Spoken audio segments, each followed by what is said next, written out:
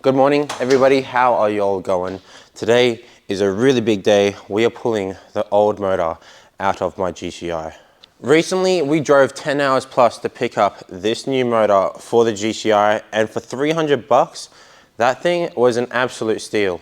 So without further ado, let's get the GTI jacked up, pulled apart, so we can pull the old motor out of it.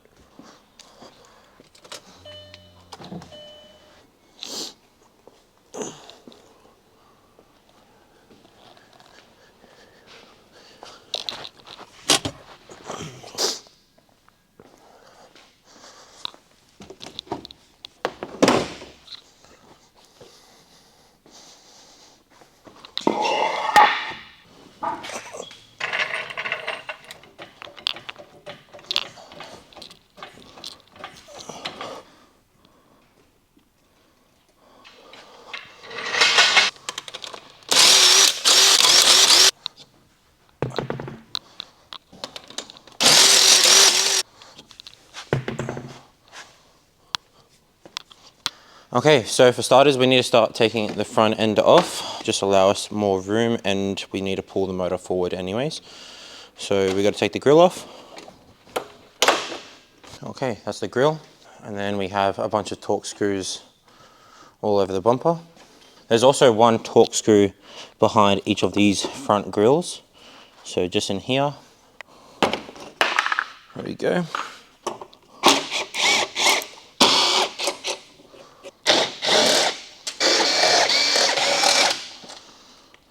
Before we go any further with taking this whole GTI apart, I wanted to share a bit of a hot tip. If you guys are doing anything similar to this, where you're pulling a lot of things apart and there's a lot of bolts and nuts involved, I recommend getting a case like this with a bunch of assorted sort of columns inside of it. That way you can stay on track with what bolts are for what. So over here we have our front bumper. So that way I know that over here are our front bumper bolts.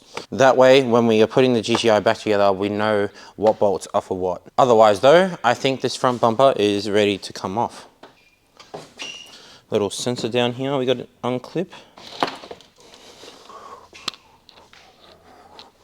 Now the headlights, a few torque screws on the top and then on the bottom. There we go. Same with this side.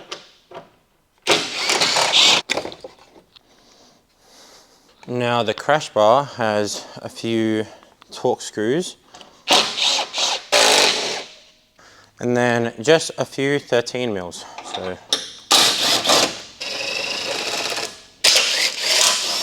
okay, just our center screw out. And then there's another one on the bottom. There we go.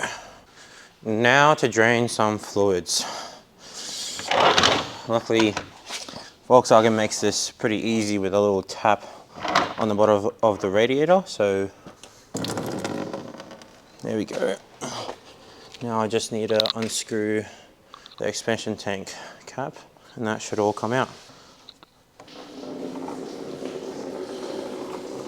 So the next thing we need to do is disconnect all the radiator lines so then we can actually pull our rad support off.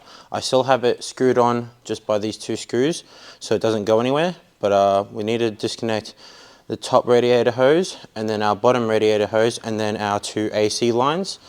And there might be a few other plugs we need to disconnect for the radiator fans, but I think that's pretty much it. There we go. And then we have our bottom radiator hose as well.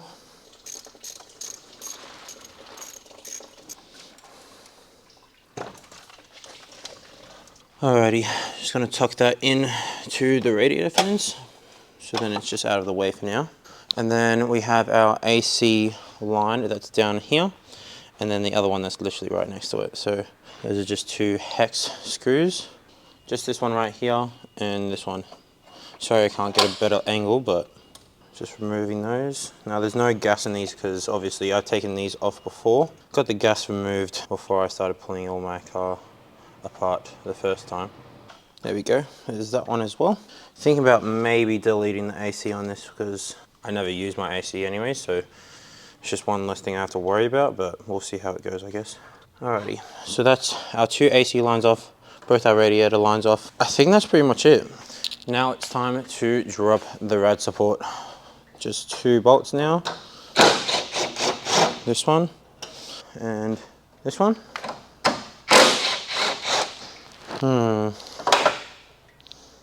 Forgot our bonnet latch.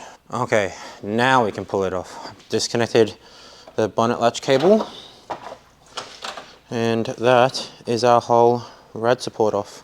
And now, as you guys can see, we have quite a lot of room to play with. Really, all you need to do is just disconnect the engine mounts, dog bone mount underneath, axles, unplug all the harness, and then it should all just swing out. From last time I had a look at this engine, I had already unplugged everything and removed the intake manifold to have a look inside there to see if there was anything, but I couldn't find anything at least. So that all can really come out of the way. Got to disconnect the brake booster hose though. There we go. Now our intake manifold can come off. This doesn't necessarily need to come off to pull the engine out. I just want to see this on our new engine, to be honest.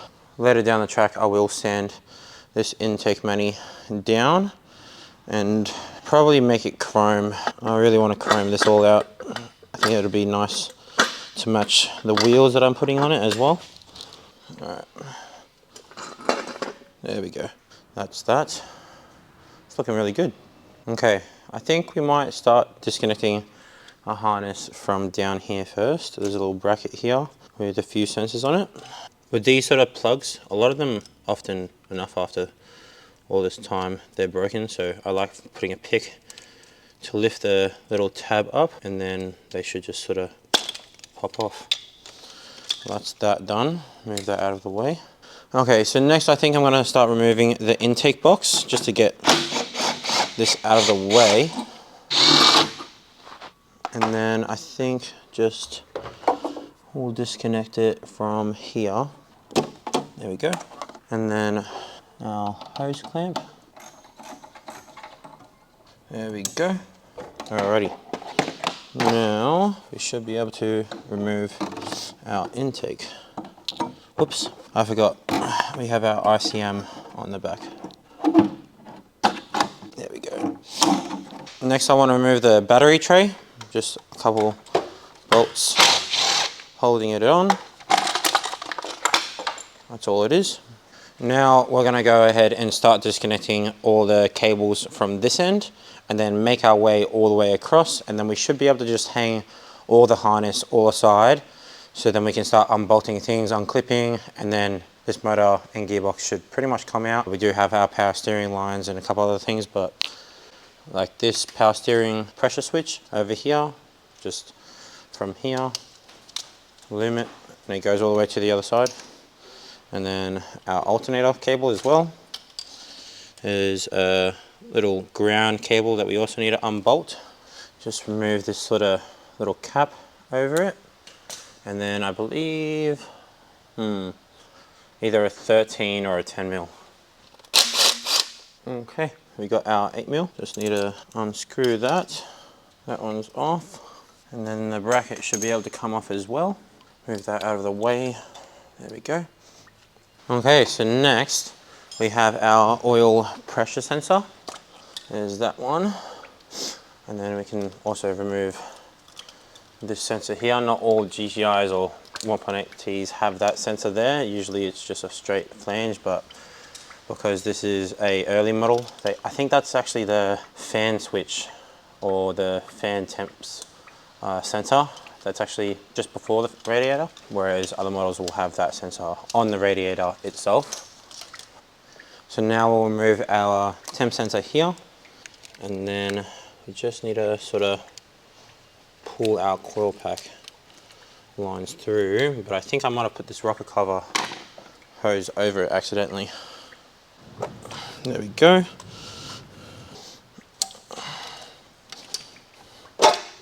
Just slap a few bolts down onto it so it doesn't come off. Okay, now we can pull all this harness really through. We do have a speed sensor that's further back here. Can't really see it, but there we go. Pull all that through. There we go, that's all out. Just need to remove this sensor up here for the N75 valve, which is practically the boost controller really. And then all of that can come through.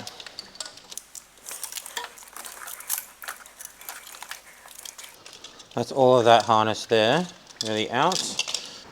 Now this one back here is quite hidden. I can't really get a good angle on it, but go ahead and detach this earth strap that's over here and then pull it through.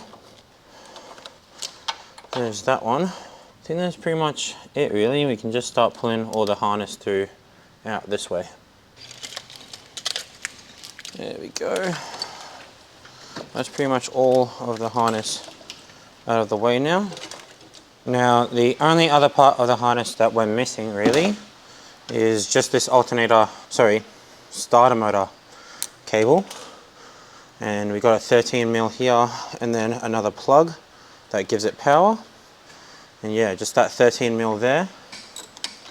There we go, 13mm off, and that's it. All of our harness is now completely off. Everything is out of the way, pulled all over to this one side. That's every single plug on the motor off. That's it. Okay, so now that we have all of that out of the way, we're going to disconnect our shifter cables, which are just a few clips here. So we got one sort of C clip here, that one, and then this one. Nice and easy to take off and just push them out of the way. That's all. That's all it is. And then we're gonna probably disconnect the whole entire bracket. I feel like that's just gonna be easier than fishing the cables all the way through the bracket. And the clips are pretty annoying to take off. So I wanna go ahead and just unbolt the whole bracket. Okay, just 3 13mm. There's that one.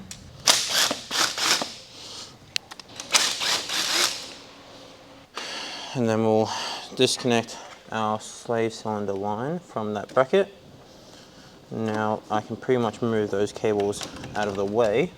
Just gonna have them loose there, so then when we pull the motor and gearbox, they can just sort of come out of the way.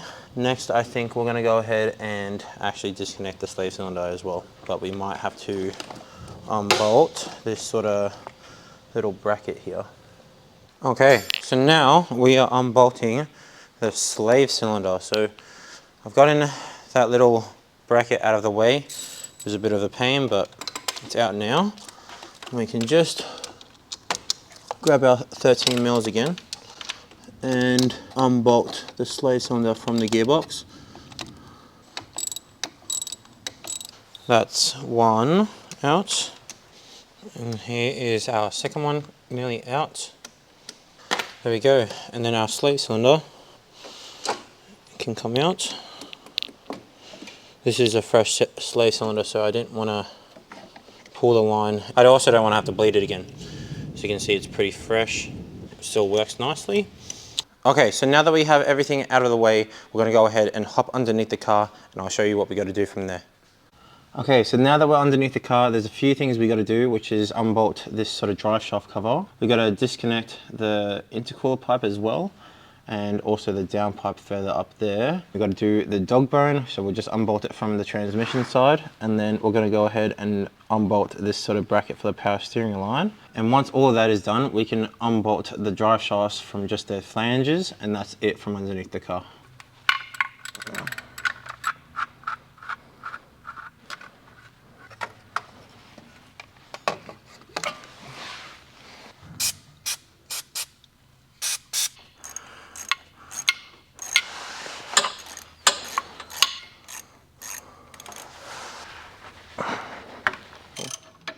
Now with these downpipe bolts, if you guys are doing it, make sure you put some anti-seize onto them, because the downpipe studs themselves are very common to crack. And I can promise you guys now, you do not want to have to replace them out or have to struggle to take them out, because then it's not fun. But obviously these ones here are fresh because I have taken this off before. Third bolt off, and then we got the one at the very top, which I might be able to get from underneath the car. We'll see how it goes, I guess. Alrighty, just disconnecting this power steering line off the transmission. Power steering line out of the way. And then I think all we need to do now is just unbolt the drive shafts. Drive shaft bolts coming off. They're sort of hard to get like a good angle on, so let me see if I can get a slight extension. They're very tight. I think I might have even put Loctite on them. I'm not too sure. I think so. Yeah, I did. Because they're not, I don't think they're supposed to be reused. So, and I was reusing them. Alright, last one on this side. And then the drive shaft will just drop down. And then we gotta go onto the other side. We'll push that in, and you can see it's just completely off now. So we'll drop that down like that. Still got to unbolt the dog bone, but we'll do that after we do the drive shaft on this side. Otherwise the motor's just going to be swinging whilst I'm trying to undo those bolts. So let's go do the other side.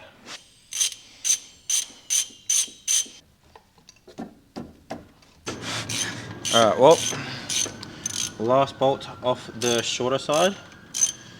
One side has a longer drive shaft than the other. Dog bone bolts coming off. Now, I have engine mount spacers on this car, so you can see these sort of spacers on the dog bone, so it can lift it up a bit more. And then I also have the same size spacers on the actual engine mounts as well to lift the motor up, so then when it's low, it's not putting so much strain on the drive shafts, and more importantly, I'm not going to hit my sump, because the sumps on these cars sit very low. You can see the level of my sump at the lowest point is almost as low as my rear subframe, and that's with spacers. So yeah, it's very common to crack your sumps on these. Take my little spacers out. I think these are Creation Motorsport spacers. They're pretty nice and quite inexpensive as well. So if you guys are lowering your Golf, I recommend them. Okay, so disconnecting the power steering line from up here, and then we can get that out of the way. We might disconnect it from over here as well. And then we need to disconnect our expansion tank, engine mounts. I think this puppy's ready to come out. Nice and easy, right? We're going to go ahead and disconnect the power steering lines from the actual pump, so we can go ahead and loosen that line off. Alrighty, and now we'll go ahead and disconnect the lower power steering hose. Very nice. Love the mixing of fluids. That's pretty much it really. We need to go ahead and disconnect the expansion tank from this hose just over here where there's a white pipe, because this other feed goes down into the main hard pipe and the turbo line behind it, and then we'll disconnect our two engine mounts and this thing's ready to come out. Okay, so we're just disconnecting. I forgot about these two lines up here. You got a coolant line right here that goes into this flange right here, and then you got your N75 valve hose right here, and then I think there's one more that goes down to your inlet pipe. So there's a hose down there, and then it goes across through here up to your evap. So alright, that hose is disconnected. We got those three hoses off and out of the way. I don't know if you guys can really see, but it's further down here. There's like a nipple on our inlet pipe right here. And I just got fucking coolant everywhere, mate. And then just this hose here on the expansion tank. There we go. That's off. That's all that needs to do. And then we unbolt these bolts here. I think the engine's really ready to come out. So Okay, so now that we've disconnected everything from the motor, we're gonna go ahead and throw on some chains and get the crane onto the motor to support it up, and then we'll start unbolting the engine mounts.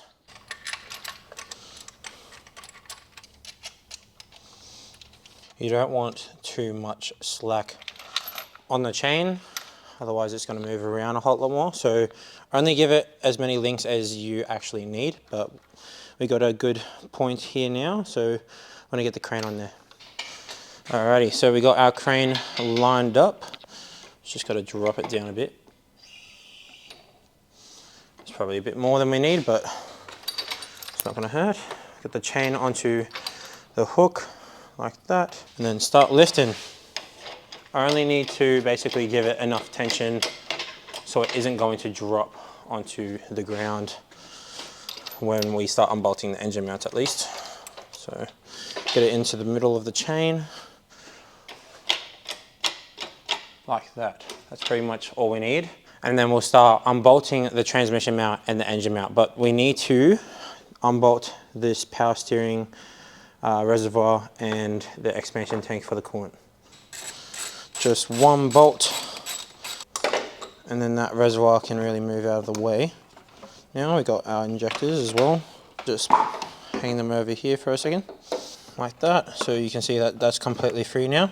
Just 2 screws on the expansion tank, and then that will come all the way out because we did disconnect the lower hose before. All right, we've got to disconnect this center off the expansion tank, and then the other one off the charcoal canister, and then that should come all the way out like that, and then we can just sort of hang that over here for a bit.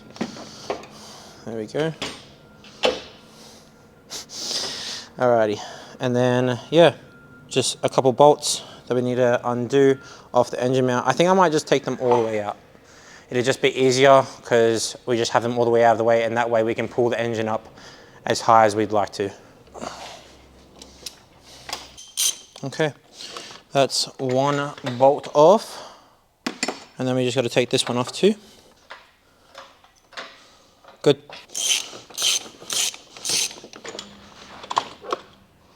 Alrighty, that's that one, and then we got to take the other side off too.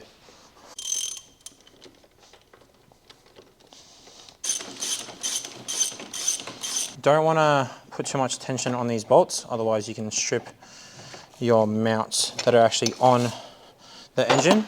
But that engine is now free. The only thing we're going to do now is completely take the rest of this engine mount on that side and this side out, and then that way we can lift up the engine enough to disconnect it from the downpipe and then pull it straight out.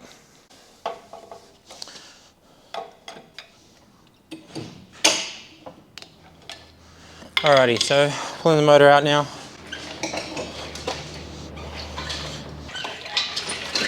There we go. And that's the old motor out. Now we need to just get everything from this motor and put it onto this motor, bolt up the transmission and everything else, and then throw this baby back in. But I think that's what we're going to be doing in the next video. Now that we have the engine out, we're going to go ahead and unbolt the transmission. There's quite a few bolts all around. Now, actually, this is a big tip. Before we go ahead and take all the bolts off, we're actually going to grab a piece of cardboard and then draw a circle on it and then poke all the bolts through. I'll show you what I mean. So we have our piece of cardboard. Doesn't need to be pretty at all, but we'll go downwards, and then over here is our starter motor, and then around. So starter, and then this is top, and then bottom. Doesn't need to be pretty at all, but we just took this bolt out of the top, and then we'll poke our bolt through like that, and then we'll keep putting all our bolts in. So then when we have to put this back together later, we know where our bolts actually are supposed to go because they're all different lengths, which is annoying. Some of them are actually different sizes too, so got to take them off. All right, starter motor coming off.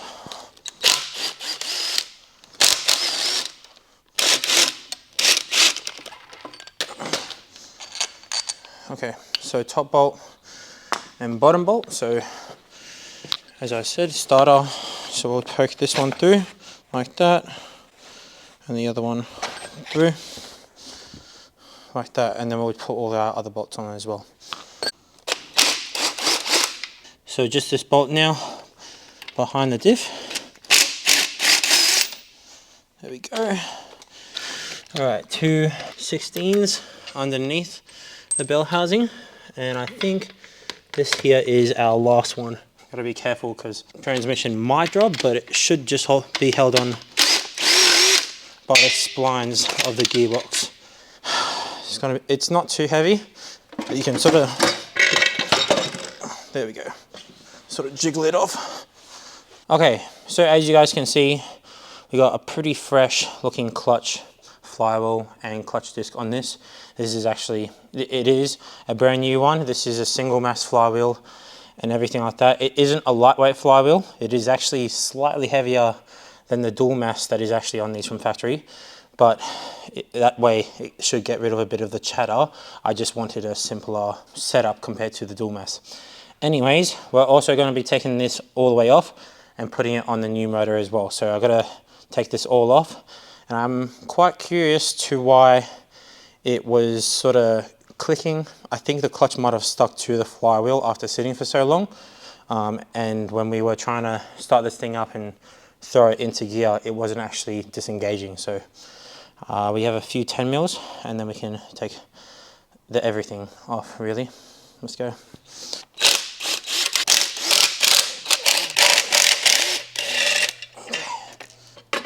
There we go. Fresh clutch disc, perfectly fine. Now I don't want to get grease all over this, so I might get a box that I can put this in. Okay, so we've just sort of disconnected our inlet pipe, and I'm gonna see how the play is on the turbo. Seems to be a little bit of play. That's pretty normal though on a journal bearing turbo. If this was a ball bearing, that's fucked. But I think that's okay. We can sort of take the turbos off pretty easily from underneath the car on the KO3 setup, so it's not too bad if this is bad, but this is my only other KO3 that I have. Otherwise, we can take it off the AUM, which is a KO3S. The only difference is that I think the turbo housing is slightly bigger, which helps it create a bit more boost, because those have about 180 horsepower from factory, whereas this only has 150. But otherwise, you can run the same amount of boost if you just put the N75 on, and then yeah. Otherwise though, I think that is a good enough turbo to put onto our new motor, and we're gonna start disconnecting our flywheel as well. Okay, so we're taking off our flywheel bolts. Now I did crack them loose before with Harley. Now I can just zap them off.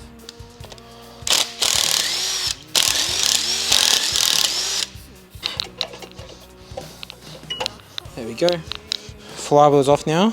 This is looking nice and fresh. We'll throw this in a box, and then in the next video we'll start putting everything from this motor onto the old one. Okay guys, now that we have the old motor out of the GTI, in the next video we'll be stripping this whole motor down to get everything new put onto the new motor as well, and I'm very, very excited. We'll also be getting a pinion brace put onto the new gearbox and get everything bolted up, ready to throw back into the GTI. So if you want to see more process done, make sure to subscribe down below so you don't miss out on when I next upload, and as always, I'll see you guys in the next one. Peace!